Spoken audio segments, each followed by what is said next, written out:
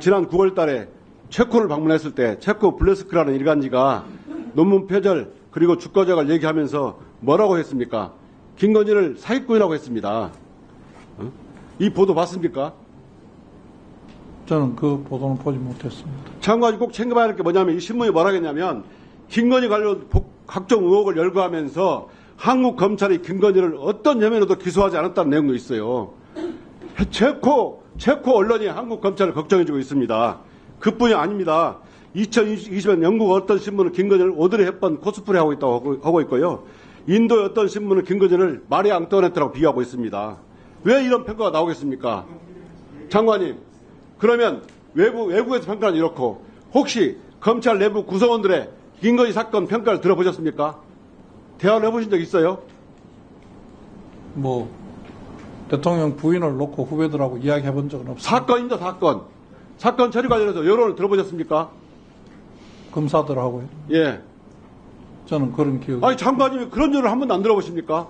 보도를 봤냐면 못 봤다고 하고, 수사 기록을 말하면 말 못한다고 하고, 구성원들의 의견은 어떠냐면 얘기를 안 해봤다고 하고, 도대체 어떻게 지휘를 합니까? 본인이 줬든 싫든 그래도 대통령 부인입니다. 이 자리에서 국민이 보는 자리에서 대통령 그 사안에 대해서 비난하는 거는 있을 수 있습니다. 그러나 어떠한 호칭도 없이 김건희를 반복하면서 비난을 합니다. 그럼 제가 반대로 해볼까요? 민주당은 이재명의 왕국이다. 금토세 폐지도 결정 못하고 결국 이재명한테 맡겼다. 이재명이 사유하고 있다. 이런 식으로 이재명 이름만 계속 불러댄다면 민주당을 지지하는 국민들은 어떻게 받아들이겠습니까? 사실은 이제 그 오전 질의에서 저희 민주당 의원님들을 향해서 국민의힘 의원님들께서도 뭐 이재명의 변호사라든가 뭐 이런 표현을 쓰신 적이 있기 때문에 그런 표현은 상호간에 서로 자제를 했으면 좋지 않은가 싶습니다. 3번 들으시죠. 제가 질의 과정에서 김건희 여사나 C자 안 붙였다고 그럽니다. 지금 국민들은 펄펄 끓고 있습니다. 제가 대통령 영부인으로서 부른 게 아니고요. 범죄 피의자로서 부른 겁니다. 범죄 피의자를 부를 때 존댓말 쓰거나 영부인 붙이거나 그러지 않지 않습니까? 제가 반말했습니까? 특정을 해야 할 거 아닙니까? 들으세요. 네, 일단 들으시죠. 예. 들으세요. 지금 검사 신분이 아니잖아요. 들으세요. 국민들은 범죄 피의자로서 이름을 부르고 있어요. 이름 불러요? 그럼 뭐라고 불러요? 김건희를 김건희라고 불러요. 뭐라고 불러요? 본인의 역할을 좀 망가하고 있는 거예요. 아니, 김건희라고 부르지 뭐라고 부릅니까? 이름 알려주세요. 자, 국민들은 알았어. 저기 이성일 의원님, 제가 다 위원장실에 보고 있었는데요. 그 의사진행반을 빨리 마무리해 주세요. 제가 김건희 관련된 제기된 의혹은 모두 다 언론 보도에 나온 것만 얘기했습니다. 국내와 한국과 국내외에서 나온 보도 내용을 말했고 또 거기에 대한 국민들의 뜻을 얘기했습니다. 우리 국민들이 어디 가도 제가 만난 국민들은 김건희 씨나 영부인이라고 붙이는 사람들은 한 명도 없었습니다. 더 심한 말도 합니다. 범죄 피의자를 왜 이름을 불러주냐 이런 말까지 합니다. 정말 동료위원회 질의에 대해서 분평하지 마시고 정말 정부 여당은 용산 대통령실에 가서 제발 이러지 말라고 특검 받고 국민들이 정말 70%가 80%가 원하는 이런 특검 반드시 받아달라고 건의하십시오. 이름 C 붙여주고 영부인 붙여주고 뭐가 그렇게 대단합니까? 국민들한테 존경을 받아야 되죠. 국민들이 존경을 꼬리가 없는 어떻게 존경을 합니까? 예, 이상입니다. 아니 의사진행반은 위원장한테 하는 건데 자, 이 부분도 제가 한번 말씀드리겠습니다. 여러분 한번 기억을 더듬어 보시면 문재인 정부 때 김정숙 여사에 대해서 유독 김건희 씨라고 보도한 특정 언론 한 군데가 있었습니다. 김정숙 여사에 대해서 김정숙 씨라고 호칭을 한 특정 언론이 하나 있었습니다. 그래서 그 신문사에서 몸살을 앓았습니다. 다른 데는 왜 다 여사라고 하는데 진보 매체였습니다. 여기만 유독 씨라고 호칭을 하느냐.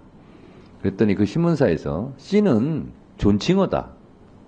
이렇게 해명을 했어요. 그래서 더 난리가 났습니다. 그래서 제가 알기로 그 신문사에서 한 6개월 걸렸습니다. 기자들끼리 토론하고 투표하고 입장 정리하는 걸로 하면서. 그러면서 구독이 많이 떨어졌습니다. 그래서 제가 아는 그 매체 기자한테 만나서 이렇게 얘기를 했습니다. 언어는 생성, 발전, 소멸의 과정을 겪는다. 30년 전에 C라고 쓰자라고 원칙을 정할 때는 C가 존칭을 했다. 근데 지금은 그 C를 존칭어라고 생각하는 사람이 없다. 언어가 발전했고, 그래서 지금은 김군, 이걸 가지고 존칭어라고 하지 않듯이 C도 존칭어라고 생각하지 않는다. 오히려 하대하는 개념으로 인식을 한다. 그렇기 때문에 시대에 맞춰서 그것도 바꾸는 것이 좋다. 라고 했는데 결국은 바꿨습니다. 그 매체도. 그래서 김정숙 여사 이렇게 호칭했는데 버스가 다 지나간 뒤였어요. 회복이 잘 안 됐습니다. 그래서 언어라는 것은 그 시대에 따라서 이렇게 변천을 합니다. 그 부분은 제가 좀 국어학 학술적으로 말씀을 드린 거고요. 그리고 국정감사를 함에 있어서 아까도 말씀드렸다시피 여기는 개인과 개인이 맞붙는 자리가 아니라 공적인 업무 대 공적인 업무가 맞붙으시는 곳이기 때문에 가급적이면 그 부분에 맞게 예우를 해주는 것이 맞습니다. 맞고요. 그리고 의원도 피감기관도 개인적으로는 열받고 속이 터지더라도 그걸 참고 하는 겁니다. 그거를 감안해서 의원님들께서도 발언하실 때 또 장관님도 답변하실 때 감안해서 죄송합니다. 감안해서는 일본어군요. 참조해서 이렇게 말씀을 해 주시면 뭐요? 참조도 일본어입니까? 그럼 뭐라고 얘기해야 되죠? 고려해서 네. 깊이 생각하셔서 그렇게 서로 주고받았으면 좋겠다 이렇게 말씀드리고 이건 요쯤에서 그만하죠.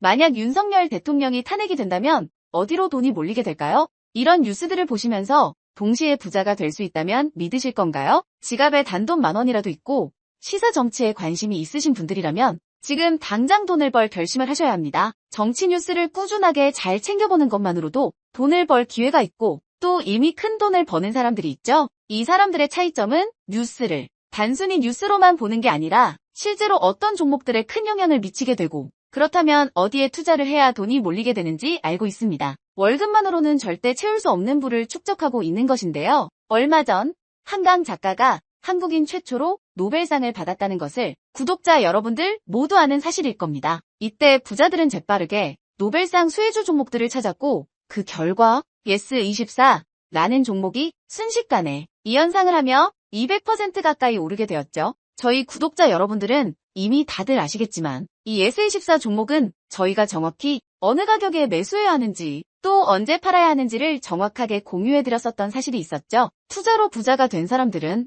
사소한 시사 뉴스들을 그냥 지나치지 않습니다. 전문직이 아닌데도 부자가 되는 사람들의 특징이 바로 이것인데요. 돈으로 이어진다는 경험적 확신이 있기 때문에 진짜로 급등할 수 있는 종목들에 과감히 투자해 남들과 비슷한 연봉을 벌어도 절대 월급으로는 만들 수 없는 큰 투자 수익들을 지금도 만들고 있다는 것입니다. 이번엔 현재 가장 핫한 북한 도발을 대비하여 또 한 번 급등이 유력한 대장 종목을 알아냈는데요. 제 목표는 채널을 크게 성장시키는 것이기 때문에 여기까지 영상을 시청해주신 분들께만 이 정보를 드리고자 합니다. 제 개인 휴대폰 번호 010-792-8273으로 기회라고 문자를 보내주시면 링크 하나를 보내드릴 건데요. 링크로 들어오시면 이번 미대선주 그리고 북한 도발 관련 유력주를 공유해드리겠습니다. 또한 윤석열이 탄핵될 것을 대비하여 탄핵 수혜주 또한 미리 파악 완료한 상태입니다. 제가 돈을 받는 것도 아니고 투자를 대신 해드리려는 것도 아니니까 어느 시간이든 편하게 문자 한번 주시면 되겠습니다. 단돈 10,000원으로라도 시작해야 하는 게 투자와 재테크죠.